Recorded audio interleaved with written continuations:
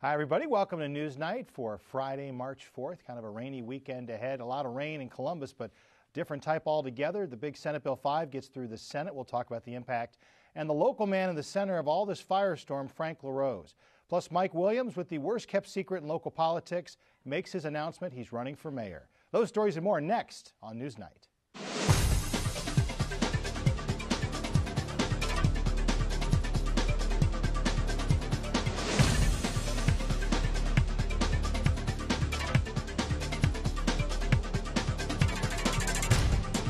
One of those weeks where we have enough topics to fill two shows. Let's get right to it. Glad to have Stephanie Warsmith here with us this week from the Akron Beacon-Journal. And also glad to welcome Steve Hoffman, also from the Akron Beacon-Journal. And the nation's eyes on Columbus this week as Senate Bill 5 moves through the Senate. And before we get to how people voted, Steve, there were little shenanigans there on who was on the committee to get this thing through. This has happened before. This sort of last-minute maneuvering has happened before, and people have been punished by the majority caucus. They've been pulled off a committee after a vote. But this was pretty high-stakes stuff to change the composition of the committee merely to get this through. And of course, it passed. When it got to the floor, it passed 17-16. There were, I believe, 6 Republicans who did not vote for this bill. And so I guess my conclusion in all of this, the way this has played out, is if this wasn't political to begin with, it is now. And I think there was a sense going into this that the collective bargaining bill passed in 1983, went into effect in 1984, did need to be revisited in light of the recession, in light of tax revenues, the squeeze in tax revenues, and local governments really having a tough time. I think there was also a sense that there were going to be budget cuts coming, and that one of the things that the Republican senators in the majority in Columbus wanted to do was to give local governments a way to deal with these cuts.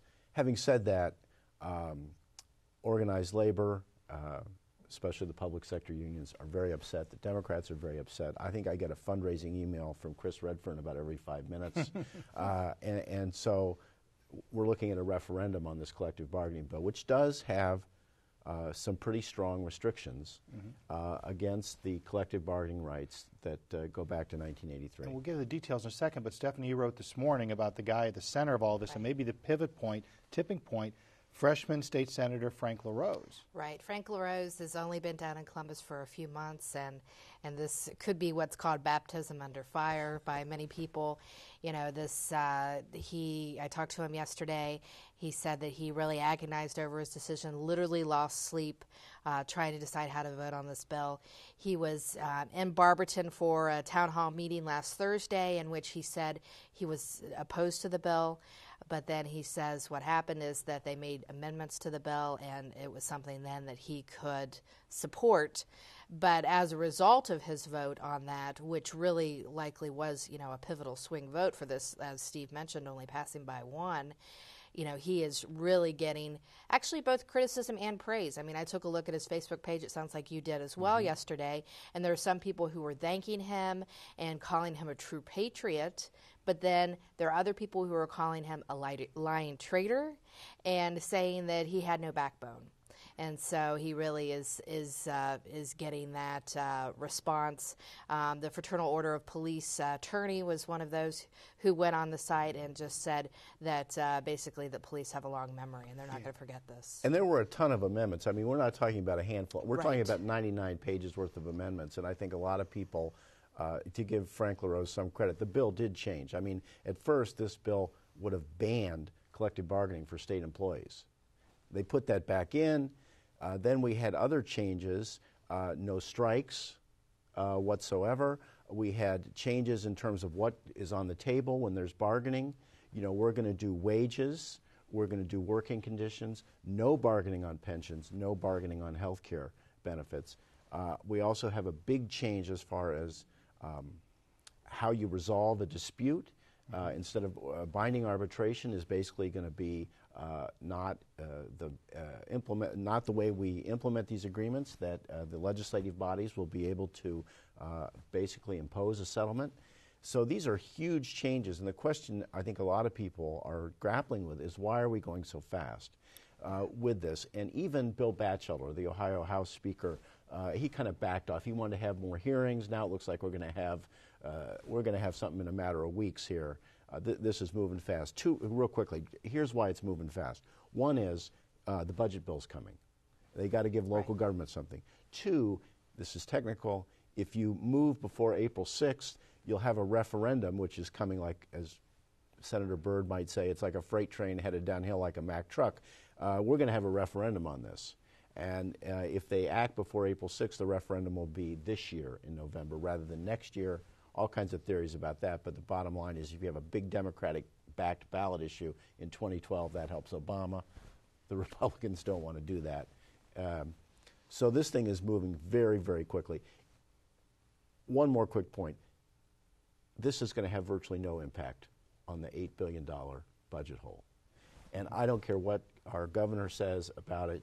Yes, it's going to help local governments, but we have contracts that are in effect that are playing out over periods of years. You're not going to get $8 billion worth of savings out of this collective bargaining bill. It's just not even close. Local unions, teachers, police, firefighters taking this pretty hard? Right, yes. Steve and I actually sat in on a meeting with some of the state union leaders that came in to talk to the editorial board and a few of us reporters, and they say that this would result in collective begging rather than collective bargaining. They point out that between 1970 and 1980, there were roughly I think around 550 strikes during that time period. From 2008 to 2010, there were 5. And so their point is that what this could result in is actually more problems for local governments and other entities that would be left with the results of this bill. Although, as Steve mentioned, they're going to fight this with everything they can. They're already unified behind having a referendum. There possibly is going to be litigation. Anything they can do to try to stop this from happening, they're going to do that. And they're going. Let's be clear. I don't care whether there's collective bargaining or not. There are going to be adjustments that are coming to the workforces for local governments. We're not going to get a huge surge in tax revenue that's suddenly going to resolve these issues. So there's going to be adjustments that are going to, the question is how they're being made. And this argument is going to be fascinating if it comes to a referendum, because you're going to have the labor unions, the public sector labor unions, and their counterparts couching this as a fight for middle class. Right. We're fighting for you, we're fighting for the middle class. And the Republicans are going to come back and they're going to say, hey, wait a minute. These middle-class people are taxpayers, too. They're tapped out. They can't afford these wages. They can't afford these pensions. They can't afford these benefits, which are oftentimes, the pensions and benefits side, are often more generous now than what is a middle-class worker in the private sector would enjoy. So this is going to be a real, this is going to be a tough fight. Well, and one of the things that I think will be interesting is that there's middle-class people out there, many of them, who are not in the public sector, and, they really don't have, that much sympathy for the people who are affected by this, who they feel like, have better health care than them. They have these nice pensions when they retire, and, a lot of times that's something that they don't have. But couldn't they, to play devil's advocate, have reduced those benefits to make them more equal to the private sector without killing these different parts of collective bargaining? Well, the big thing we should say about pensions, the only thing that's negotiated now with the pensions, public pensions, is the pickup, whether the local government will pick up the employees part of this. But pensions in Ohio are the province of the state legislature. They are not collectively bargained. The benefits are a big issue, in my opinion, because we have all these separate units negotiating separate benefits. It would be good to have everybody in a single plan. Okay, I want to talk more about that and the political ramifications as we move this discussion now to NewsNite.net.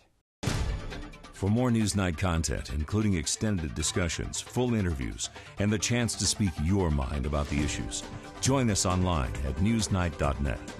There is a lot at stake, and I mean a lot of money, when it comes to your sewer bills in the future. Jody Miller had a chance to sit down with Rick Marola from the city of Akron to talk about the combined sewer overflow and what's really at stake. What is it that the EPA wants you to do? They don't seem to care about water quality, in my opinion. They have a formula that says, we think you can afford to spend this much money, and you're going to spend it.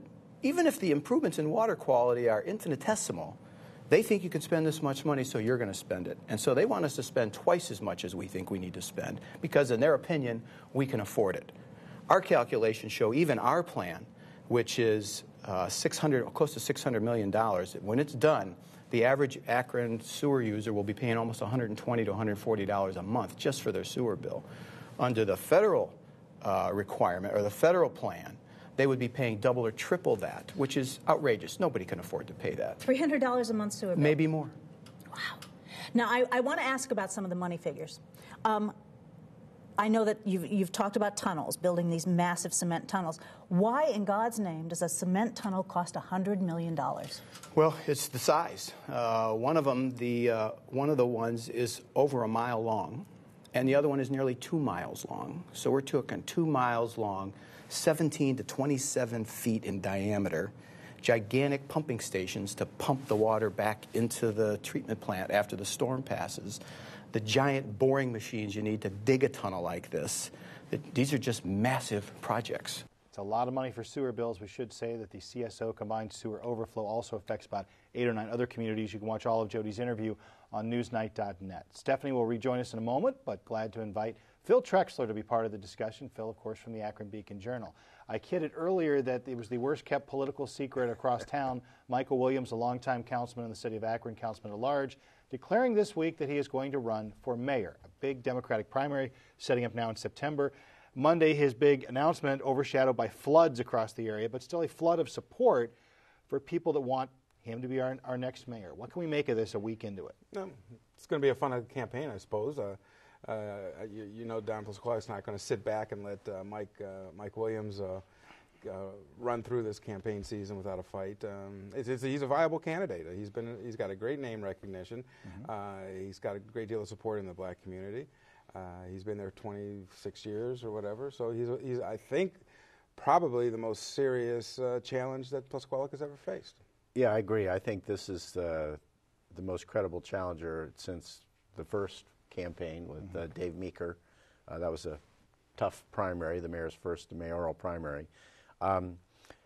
My sense of this is that this is really more about 4 years from now than it is about now. Why? I think, I'm being hopeful here. I mean, this could degenerate into a very difficult situation with name calling and nastiness.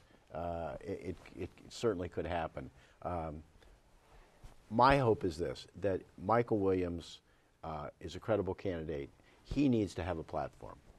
He's been, and the mayor will be happy to point this out, he's been a little less active in terms of proposals and initiatives in more recent years. Williams will tell you that's because he's been on the outs with City Hall. But anyway, Williams needs to present a concrete vision of where he wants to take the city. If he does so, does a credible job, he'll be ahead of the game 4 years from now if Pasquale chooses not to run. For Pasquale, I think he'll be comparative. He'll say, here's what I've done, here's what Mike Williams has done. That's fine. Most voters should not perceive that as negative. The question is, does Pasquale go beyond that and get really nasty, as he is sometimes prone to do? But platform aside, and we'll dissect that in the next 6 months, Phil, this is so much of a game about personality in the 2011 election cycle, and both these guys got a whole lot of it. Yeah, you know, Don is Don, and Mike Williams he's a little bit more laid-back nature. An intelligent guy with you know, he's bright and he's got some ideas. I think what's going to be interesting is how he's able and manages to distance himself from the so-called band of scoundrels. I thought it was interesting that Mendenhall was there at the announcement on Monday, and I'm interested to see if Mike Williams is going to embrace this group, if he's going to accept their help in his campaign, or if he's going to want to, you know, quietly push them to the side. I think that's going to be interesting how that plays out, you know, with Ernie Tarl and Mendenhall in that group. How does he do that, though, Steve? Because he needs every vote he can get. I agree with Phil. It's a tricky question, and how he plays this. But his strong suit right now is this idea that he's inclusive, that he's not confrontational, that he's willing to listen to everyone. So I guess you say style points. That's what he's going to. That's what he started out. That's how his campaign started out. That's what he's emphasizing. If he gets in bed with the rock throwers, that damages that sense of inclusiveness that he's not a confrontational candidate. Because certainly the municipal unions and Warner Mendenhall and Ernie Tarl and those guys, they like confrontation. But again, back to my original point, I mean, at some point this has to be a campaign about substance, not just style, I think. I think it's going to be interesting, too, to see if this incumbent backlash is still going to carry on through September. Obviously, you know, with the problems that people are having getting reelected. And let's see if Senate Bill 5, if that's going to impact a majority of the city workers who are going to be going to the polls, too. And maybe all this Senate Bill 5 stuff is going to help Mike Williams, and also the fact that the economy is still struggling. Who's caught in the middle in all of this? Because there's an awful lot of key leaders around town whom both of these guys want in their camps. Yeah, well, it is difficult. And I will say about one of the things about the Senate Bill 5 and its impact on Democratic mayors across the state is that it does put them in the middle, because as managers, a lot of them, Plisquelic certainly was not happy with the binding arbitration with the police union. So you have some sympathy on the part of these big city Democratic mayors who are managers, but they also are usually supported by municipal unions traditionally. So it's kind of a dicey atmosphere in which to fight. A Democratic primary is a different animal. I mean, we've discussed this before with other races. Primaries are very different than general elections. You have a much smaller chunk of the electorate. It's an off year. There's not much else going on. So turnout will be very, very important here. And the mayor has a machine that is capable of delivering votes. He's going to be relying on that. Mike Williams, as Phil is saying, it's been around a long time. He was a top vote getter in the at-large races. He's got a great ballot name. He's going to have to reach out and, build an organization that can deliver votes. And I'm also hearing, too, a lot of comparisons. Thinking back 4 years ago, where the mayor had the tight race there, and a lot of people are trying to consider whether that was an aberration or if that was for real, if the mayor is really vulnerable. And you mean when Finley got like 40 whatever? Exactly. Everyone says, well, Finley did this. He came so close. And here you got Mike Williams, who's got far more, much more support, and is a far more viable candidate.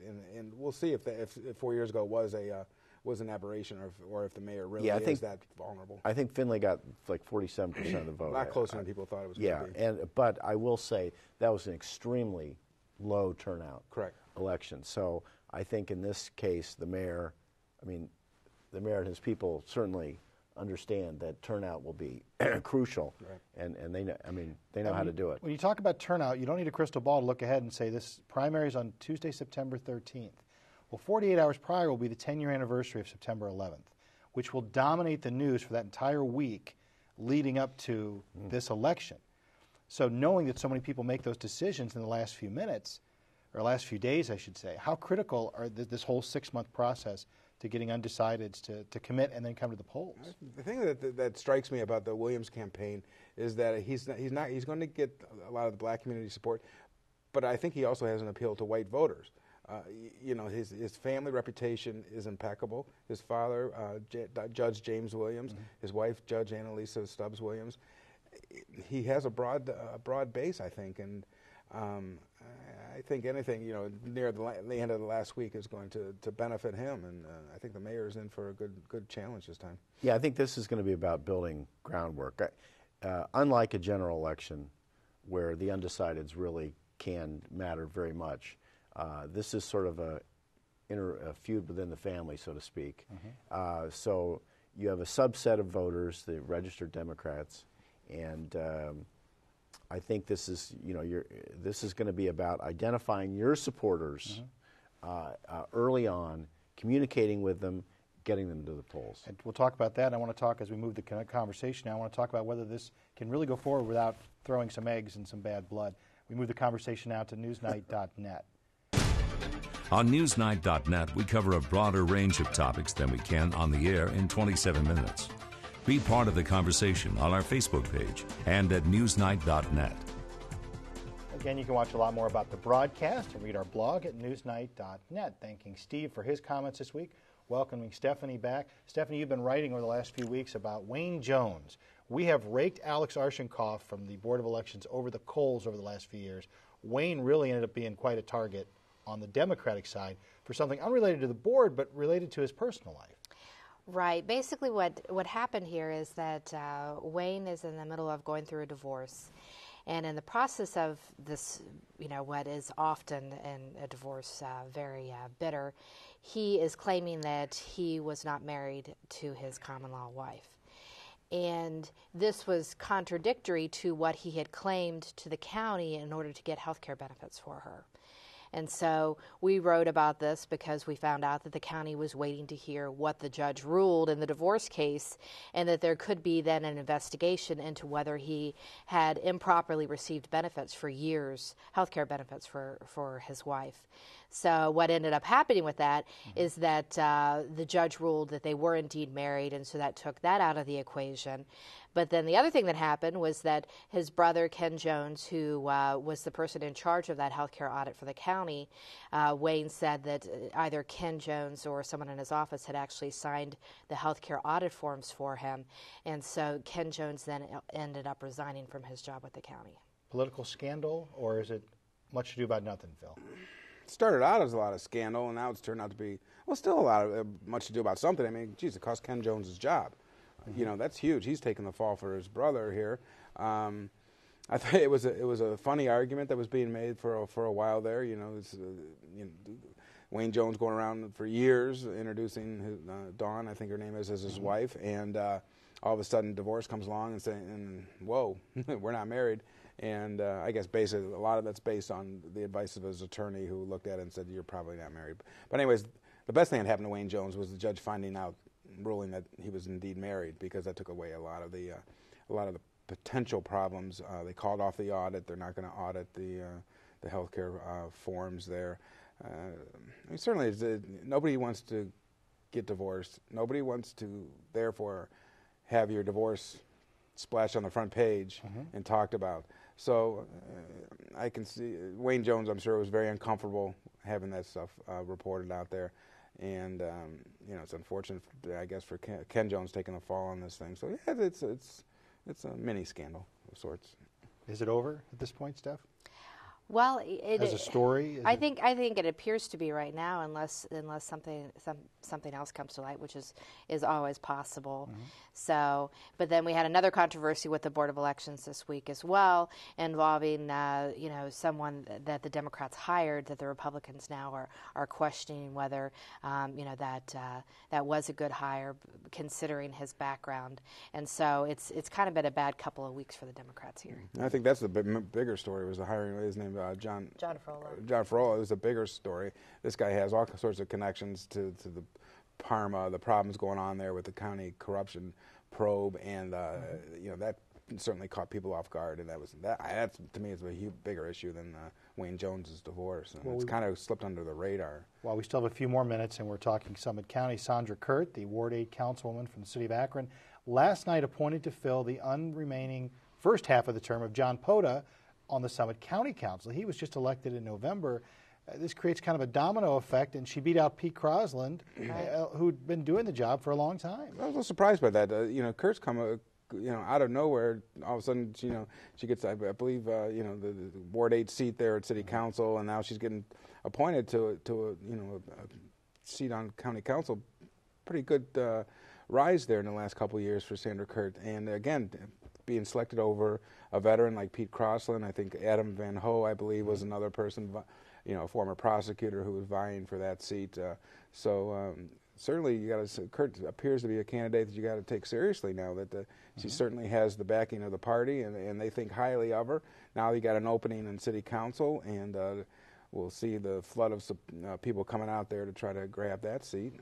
And there were a lot of candidates that stepped forward when Bob Keith became the council clerk, and that was the last time that the Ward 8 seat opened. And so I anticipate that there will again be a lot of interest in the council seat. Because now council has to appoint a replacement, and then the election is in that person will have to run right away as a ward councilman. I know that James Hardy, the Akron School Board member, is already going to throw his hat in the ring. We'll see who else comes out in the coming days. And Ward 8 is usually the highest voting turnout in the city. That's right. Yeah. Yeah, and it's interesting with Sandra Kurt because she actually, the last time the Ward 8 council position came open, she wasn't the party's choice for that seat. But then she beat out in the election the party's chosen candidate, and so she has shown that that she can run and she knows how to campaign. She's an engineer from Goodyear, and so she's a good candidate. But the other thing is that when she was applying for that position, there were a lot of other very qualified people that stepped forward. And so, I mean, if James Hardy steps forward, and I'm sure that some of the people who expressed interest before as well will be throwing their hats in the ring. So how does council make a decision on replacement now? Is it someone they think can do the job or someone they think can hold the seat? They have to really consider both. Mm-hmm. Yeah. And they also want somebody who's going to, they won't maybe say it public, but someone's going to play ball. I think that they want someone who's going to, go along with the mainstream and is not going to align themselves with, so in this Kirby and that bunch. In this final 30 seconds, you've got this mayoral race, and both of these forces, do they both have a keen interest in who gets that seat? Well, I'm sure they have an interest, but I would think that Plisquellic would likely have more of a potential impact on that because he really has more supporters among the council members and probably likely within the party. Yeah. Might be. It'll be fun to watch and see who comes out of this vetting process. They're going to obviously select a committee and council, and they'll go through. I think last time they had like 20 applicants at least. I mean, there was a slew of folks who came forward wanting to get those jobs. Of course, I will see what Senate Bill 5's impact will have on people seeking that job. One of the most coveted seats on City Council as far as the ward race is. Thanks so much, Phil, Stephanie, Steve as well. Thank you for joining us. We'll see you next Friday right here for Newsnight. Good night.